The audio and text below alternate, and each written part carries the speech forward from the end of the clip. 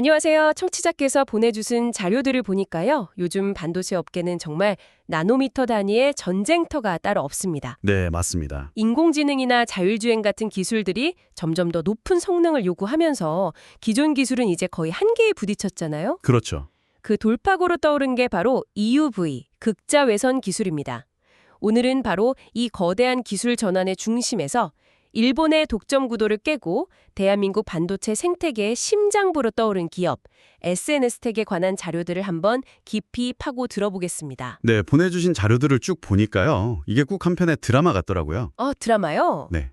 평범했던 부품 회사가 어떻게 나라의 핵심 기술 기업으로 커나가는지 그 과정이 정말 흥미진진하게 담겨 있었습니다. 이번 시간에는 SNS텍이 어떻게 반도체 공정의 핵심적인 문지기, 그러니까 게이트키퍼가 됐는지, 그 기술력과 또 아주 영리했던 자본 조달 전략, 그리고 삼성전자와의 특별한 관계까지 한번 입체적으로 들여다보는 것을 목표로 삼았습니다. 좋습니다. 기술 이야기부터 돈의 흐름, 지배 구조까지 좀 복잡하게 얽혀 있지만 그 안에서 가장 중요한 맥락과 핵심만 쏙쏙 뽑아내 보겠습니다.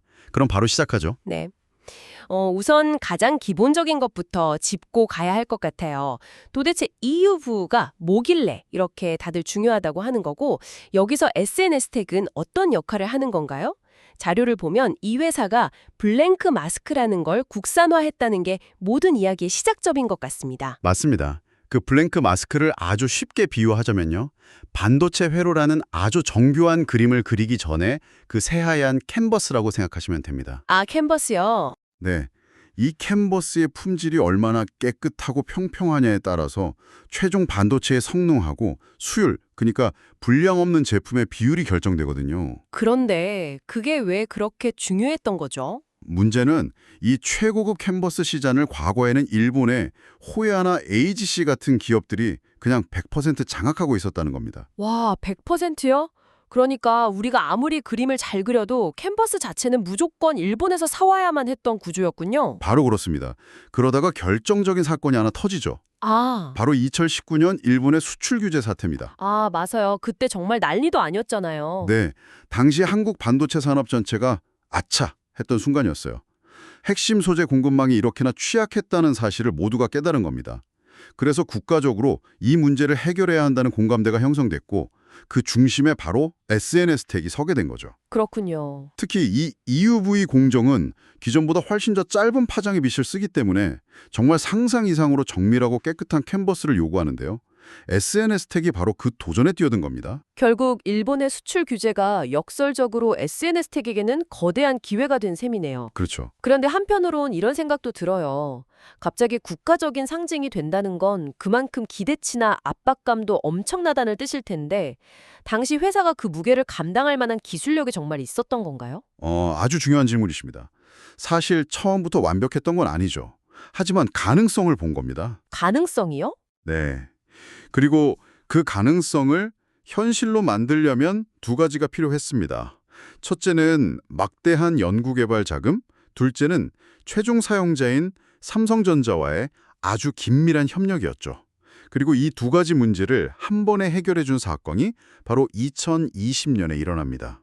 그게 바로 삼성전자가 직접 주주로 참여한 사건이군요. 지분 구조를 보니까 창업주 일가 지분이 높은 건 이해가 되는데 3대 주주에 갑자기 삼성전자가 8%나 들어와 있네요. 네. 보통 대기업이 이렇게 소재 부품 회사의 지분을 직접 인수하는 건 좀 흔치 않은 일 아닌가요? 이게 어떤 의미를 갖는 거죠? 정말 예리한 지적이십니다. 이게 바로 이 스토리의 핵심 중 하나거든요. 단순한 투자가 아니라 사실상의 혈맹 선언이었던 거죠. 2020년에 삼성이 659억 원을 투자해서 지분 8%를 확보한 건 시장에 대고 이렇게 외친 거나 마찬가지입니다. 우리는 더 이상 일본의 호야나 AGC에만 의존하지 않겠다. SNS텍을 우리 EUV 생태계의 핵심 파트너로 삼아서 함께 크겠다. 와, 이건 그냥 돈을 넣어준 게 아니라 회사의 미래에 삼손이라는 이름을 그냥 보증해준 거나 마찬가지네요. 맞습니다. 이 동맹선언 하나로 SNS텍은 천군만마를 얻은 셈이죠. 네덜란드의 그 독점적인 EUV 장비 업체 ASML과 협상할 때도 삼성의 파트너라는 지위는 엄청난 힘이 됐을 겁니다. 그렇겠네요. 그리고 무엇보다 삼성의 그 까다로운 기술적 요구사항들을 거의 실시간으로 R&D에 반영하면서 개발의 방향성과 속도를 극대화할 수 있었죠. 실패 위험은 줄이고 성공 확률을 높이는 가장 확실한 길을 열어준 겁니다. 이런 거대한 도전을 하려면 경영진의 판단도 굉장히 중요했을 텐데요. 자료에 나온 이사회 구성을 보니까 사회 이사들의 면면이 정말 화려하더라고요. 한양대 교수님도 계시고 듀폰 출신의 포토마스크 업계 전문가, 심지어 공인회계사 겸 변호사까지 있네요. 네, 그게 단순히 이름만 빌려주는 거수기 역할이 아니라는 게 중요합니다. 수천억 원대 투자가 걸린 중요한 의사결정 과정에서 이 전문가 집단이 기술적, 재무적 타당성을 꼼꼼하게 검증하는 안전장치 역할을 해준 거죠. 기술 기업이 방향을 잃지 않고 나아가려면 이런 전문성 있는 이사회의 역할이 정말 필수적입니다. 자, 그럼 이제 돈 이야기로 넘어가 보겠습니다. 삼성의 투자만으로는 부족했을 텐데요. 수천억 원이 드는 EUV 센터를 지으려면 추가 자금이 필요했겠죠. 그럼요. 보통 이럴 때 유상증자나 전환사채, CB를 발행하면 기존 주주들은 자기 지분 가치가 희석될까 봐 걱정하잖아요. 자금은 조달해야 하는데 주주들한테는 걱정 마세요라는 신호를 보내고 싶다.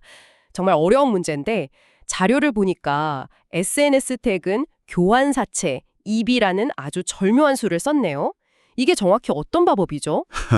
마법이라기보다는 고도의 심리전이죠. 교환사채, 즉 EB의 핵심은 회사가 새 주식을 찍어내는 게 아니라는 점입니다. 아, 신주 발행이 아니다. 네, 대신 회사가 이미 보유하고 있는 자기 주식을 담보로 돈을 빌리는 방식입니다.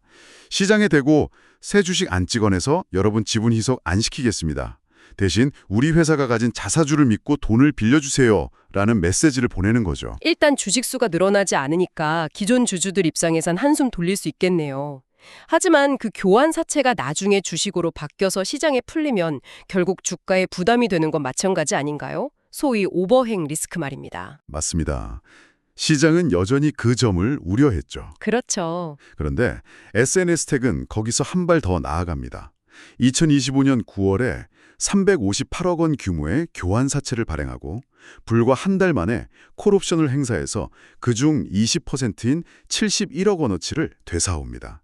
그리고 그걸 그냥 소각해버려요. 소각이요? 그냥 없애버렸다고요? 네, 없애버린 거죠. 심지어 같은 시기에 별도로 가지고 있던 자기 주식 11만 6천 주도 추가로 소각합니다. 와, 이건 정말 대단한 자신감을 표현인데요. 마치 우리 주식은 우리가 제일 잘하니까 이 가격은 너무 싸다. 그래서 우리가 다시 사서 없애버리겠다. 그리고 주주 여러분의 가치를 지키는 게 최우선이다라고 시장에 외친 거나 마찬가지네요. 정확합니다. 투자자들 입장에선 정말 좋아할 만한 행동이죠. 네, 이 영리하고 자신감 넘치는 자본 정책이 기관과 외국인 투자자들에게 강력한 신뢰를 심어주는 결정적인 계기가 됐습니다. 아, 이 회사는 대규모 투자를 하면서도 주주를 잊지 않는구나 라는 믿음을 준 거죠. 그렇게 영리하게 모은 돈으로 드디어 일을 냈군요. 2025년 10월 모든 투자의 결과물인 용인 EUV 센터가 준공됐습니다. 이 센터가 가지는 의미는 뭔가요? 이 센터는 단순한 공장이 아닙니다. 하나의 거대한 전초기지죠. 전초기지요? 네, 우선 위치부터가 삼성전자 기흥, 화성 캠퍼스하고 아주 가깝습니다.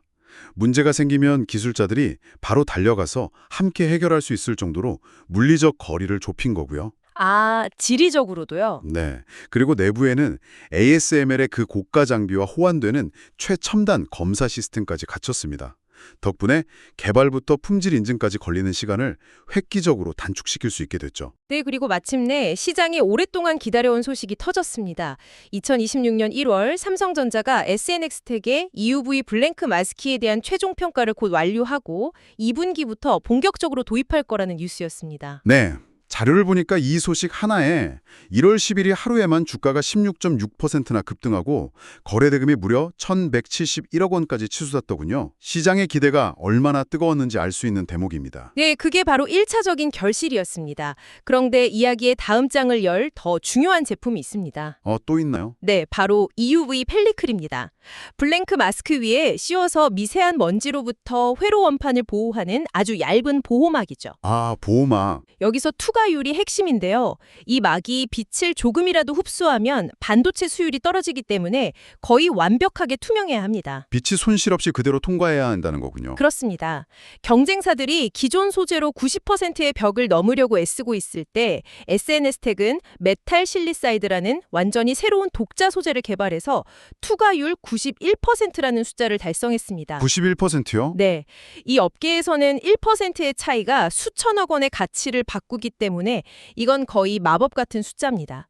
이 펠리클이 2026년 3분기에 상용화되면 블랭크 마스키의 일은 제2의 강력한 성장 엔진이 될 겁니다. 자, 그럼 이 모든 기대감과 기술적 성과가 실제 숫자로, 즉 기업의 실적으로는 어떻게 나타나고 있는지 한번 살펴보죠. 자료에 따르면 2025년 예상 영업이익이 504억 원으로 전년 대비 70% 이상 급증할 걸로 예상되네요. 네. 그리고 EUV 관련 매출이 본격화되는 2026년에는 580억 원을 넘어설 것으로 보이고요. 주가 수익 비율, PER을 한 15배에서 20배 정도 적용받았거든요. 그랬군요. 하지만 EUV 국산화라는 게임 체인저가 된 이상 이제는 일본의 경쟁사 호야와 비슷한 수준으로 재평가받아야 한다는 주장이 힘을 얻고 있죠. 그래서 자료에 나온 계산식을 보니까 호야의 PER에 약간의 할인을 적용한 29.6배를 2020년 예상 주당 순이익 2,574원에 곱해서 약 7만 6천 원이라는 목표 주가를 제시했더군요. 네, 그랬죠. 그런데 제가 확인한 최근 주가는 이미 8만 7천 원 선까지 올랐습니다. 이건 어떻게 해석해야 할까요? 시장이 너무 앞서 나가는 건 아닐까요? 좋은 질문입니다. 목표 주가를 이미 넘어섰다는 건 시장의 시선이 2026년을 넘어 그 이후를 향하고 있다는 신호입니다. 아, 그 이후요? 네, 시장은 2026년 하반기에 시작될 펠리클 매출의 잠재력, 그리고 더 나아가서 차세대 하이 NA 기술 시장에서의 선점 가능성까지 미리 가격에 반영하고 있는 겁니다. 하이 NA라면 지금보다 더 미세한 회로를 그리는 다음 세대 기술 말씀이시죠? 맞습니다. 거기서도 SNS텍이 핵심적인 역할을 할 거라는 기대감이 주가에 녹아 있는 거죠. 오늘 우리는 SNS텍이라는 한 기업을 통해 기술 국산화라는 국가적 과제와 영리한 자본 전략, 그리고 대기업과의 파트너십이 어떻게 맞물려서 거대한 성공 스토리를 만들어가는지 그 과정을 쭉 따라와 봤습니다. 일본이 장악했던 시장의 판도를 바꾸고 삼성전자라는 거인과 함께 성장하는 게임 체인저의 모습이 아주 인상적이었습니다. 맞습니다. 보내주신 자료들을 관통하는 하나의 흐름이 있었어요. 모든 사건들이 인과관계로 아주 명확하게 연결되어 있더군요. 인과관계요? 네. 2019년의 위기가 기술 자립의 필요성을 일깨웠고 2020년 삼성의 투자가 R&D의 기폭제가 됐고요. 또 영리한 자본 조달이 대규모 설비 투자를 가능하게 했습니다. 그리고 마침내 2026년 품질 인증과 매출 발생이라는 결실로 이어지고 있는 뭐랄까 완벽한 서사 구조입니다. 물론 앞으로의 길이 항상 순탄하지만은 않겠죠. 자료에서도 몇 가지 리스크를 지적하고 있습니다. 독자 개발한 펠리클의 양산 수율이 안정적으로 나올 수 있을지, 자리를 위협받는 일본 경쟁사들이 어떤 기술적 반격을 가해올지, 그리고 미중 갈등 속에서 중국 시장의 불확실성이 커지는 점 등을 주요 위험 요인으로 꼽고 있네요. 네, 그런 위험 요인들을 잘 관리해 나가라겠죠. 오늘 이야기를 마무리하면서 청취자께 마지막으로 이런 질문을 하나 던져드리고 싶습니다. 네. SNS텍은 이제 삼성의 최첨단 반도체 공장에 없어서는 안 될 존재, 즉 문지기가 되었습니다. 일본에 대한 의존도를 낮춰서 국가 전체의 공급망을 안정시켰다는 점은 분명히 긍정적입니다. 그렇죠. 하지만 관점을 한번 바꿔보면요. 이처럼 단 하나의 국내 공급사에 대한 삼성의 의존도가 높아지는 것은 또 다른 형태의 새로운 취약점을 만들어낼 수도 있지 않을까요? 대체 불가능한 파트너가 된다는 것이 앞으로 그 거대한 고객사와의 관계를 어떻게 변화시킬지, 그 역학관계의 미래를 한 번쯤 고민해 보시는 것도 흥미로운 지점이 될 것 같습니다.